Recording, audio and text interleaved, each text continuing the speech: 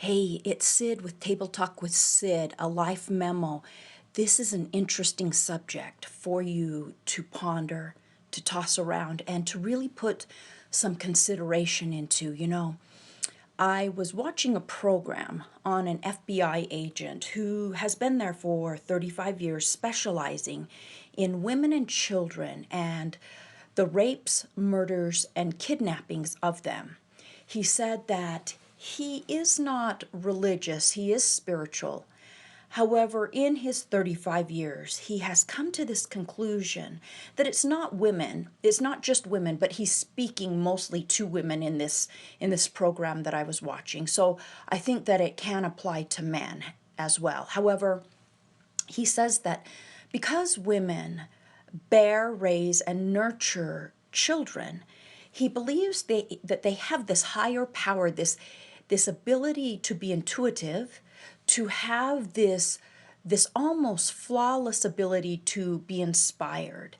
And he did say that he believes within his research that if most women or all women would follow their intuition, for example, he gave an example. If you are walking into a parking lot and you feel it, you can't see it, you don't know it, but you feel it, something is absolutely not right.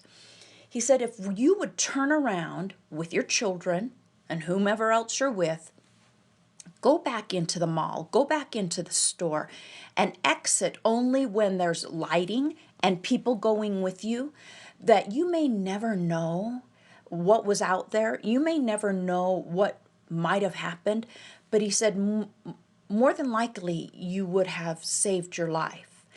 And he does say that women have a tendency to believe that we're just crazy, that we're worrywarts. And yes, he said, you need to be balanced and really know yourself and know when you're just worrying and when you're actually feeling something that you need to pay attention to. It's an interesting thing because there has actually been a time when I refused to get on an airplane, and I remember the people around me and the people I was traveling with, and even the flight attendants were really putting pressure on me to get on that plane. And I remember feeling sick to my stomach, thinking, am I just holding everyone up? What should I really do? And I decided on that moment to not get on the plane. And the crazy thing was that plane actually had problems in the air and had to land at a different airport. I'm going to tell you another situation that I went to because I really take value in what this FBI agent was speaking of. So when I had originally heard his first report on this program, I was not ever home during the day, and I happened to be home, and I was clicking through, and I don't even know why I was, but I was clicking through the television stations, and I ran upon this program with him on it.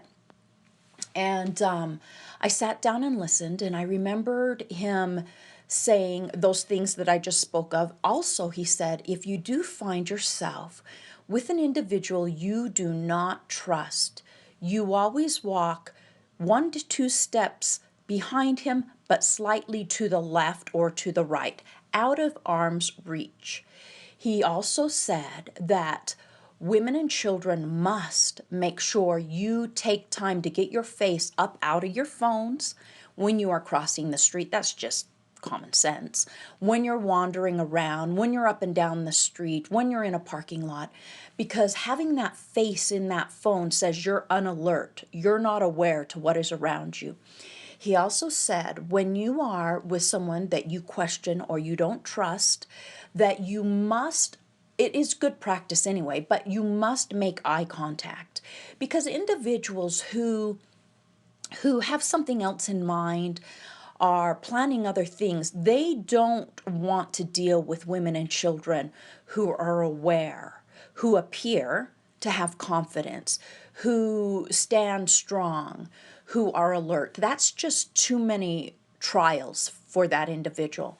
He also said that when you are out and about and you feel maybe again you are with someone, you have found yourself in a situation with someone you don't trust, that you must keep your chin up and that you must stay calm and collected. The last thing I recall him saying is that when you stay calm and collected, it is because when you panic, it will panic the individual. And when the individual gets panicked, that's a huge problem. He noted that that perpetrator doesn't want to get to point, well, he wants to get to point B, but you never want to get to point B. So, they may threaten, they may say certain things are going to happen. He said, you need to make sure that you make noise, you make attention, you do whatever you have to do to get out of the situation before point B, because majority of the time that individual is not prepared to do whatever it is he wants to do between point A and point B. So I really remember watching him and watching this FBI agent and really taking that in. And crazy as it may seem, so after I had watched that program, I was preparing to find property for a home I wanted to build. And I had found this property up this secluded canyon, but it was just so beautiful. It was on the MLS, so I recall getting all the information and calling the realtor and setting up the appointment. And as that week passed, every day that I thought about going up to that property, I would feel sick and I would start to sweat, which is one of those things that he does speak about intuition. So that was my intuition stepping in, saying, you know what? Maybe that's not a good idea. Even though I may not know why it's not a good idea, it happened time and time again, and it increasingly got worse as I got closer to the date. Well, of course, as I get closer to the date, I'm now one day away, and I have this intense feeling, do not go to this property unless David, who at the time was my husband, goes with you. And I remember thinking, you know what? I'm independent. I'm a woman who can stand on my own. I don't need to wait for him. So the day gets there, and I was feeling extremely stressed about it, but I took the drive anyway. I find myself at the mouth of this secluded canyon. It was the day after it had a big snowstorm, so there was a lot of snow. It was silent up there. There was not even a bird chirping. This individual pulls up behind me, and he's in this like 1989 rusted out blue little Geo. He sits behind me. Now, of course, I know you're all thinking, hello, lady, you gotta be listening and following your intuition. But this does, it does speak to that absolute point of following intuition. So I see him sitting behind me, and I can see him in my rear view mirror. He's wearing those like old 1970s square glasses. He has long beard, and it was brown. I remember him in this red plaid-like shirt, and he's just sitting there staring at my Jeep. So about 10 minutes goes by, and I decide to call the realtor who I'd set the appointment up with. And I say, hey, are we still having this meeting, Glenn? He says, oh yeah, I'm sitting right behind you. And I remember I kind of perked up and I began to sweat, and I said, oh, you're the guy in this old rusted out car with your long beard? I said, you don't look like a realtor. Of course, again, should have turned around. Many times I should have turned around. He says to me, yes, why don't you come get in the car with me and we'll take a drive up? And I'm like, no. You go ahead. I'll follow you up. Not a smart move. Anyway, following him up, I'm feeling dizzy. I'm sweating. I'm highly alert to what's around me. I notice there is not a soul up there. It is deep, deep snow, and it is not a good situation. So I get myself up there. We park at the end of where the road had been plowed. I had at least enough wherewithal to turn my Jeep downward. So I unroll the window and I yell over to the realtor. I'm like, "Glenn, hey, what's going on? Where are we going?" He, at the moment, had now put on new hiking boots. He has changed his clothes into this like kind of army fatigue type of thing. He's gotten out of the car and he's walked towards my door and he says, "Oh, didn't I tell you we have to hike a mile and a half up to see the property?" I immediately click into what this FBI agent had said in that program. I go, "No, no, no, I'm not hiking anywhere." He goes, "You are hiking. You're not effing wasting my time," as he closes the door to my Jeep. So I immediately now put myself 2 steps behind him and slightly to his left. Now, I am in these workout shorts with these boots on, and I say to him, I'm not equipped to hike." He says, "No, you're physically fit, you're hiking." So we begin to go up, and he has his hands in his pockets. He's very, very focused. He's fumbling with things. And I hear this FBI agent in my head saying, don't get to point B. Do not get to point B. Pick up your chin, make conversation, be alert, be direct, be confident." So I began just chatting with him. And along the way, I hear this voice in my head say, "Tell him your husband's coming." So I spout off, "Oh my gosh, I totally forgot to tell you my husband's coming. I can't hike this because he won't know where we are." This guy turns around and he stares at me and he says, "You are telling me what? Why didn't you effing tell me your husband was coming? You are wasting my time." He then steps slightly behind me and gives me a little shove. "We're walking," he says. So I pick up my chin again. I get confident. I began a conversation just about what's around and quote unquote how beautiful it was. And I somehow kept myself very calm and I maneuvered myself again, 2 steps slightly behind him to his left out of arm's reach. This voice in my head says, "Talk to him about his photography." So I spout off again, "Oh my gosh, Glenn, are you a still photographer?" He whips around and he goes, "Yeah, how do you know that?" And I said, "I just have this feeling that you're very artistic."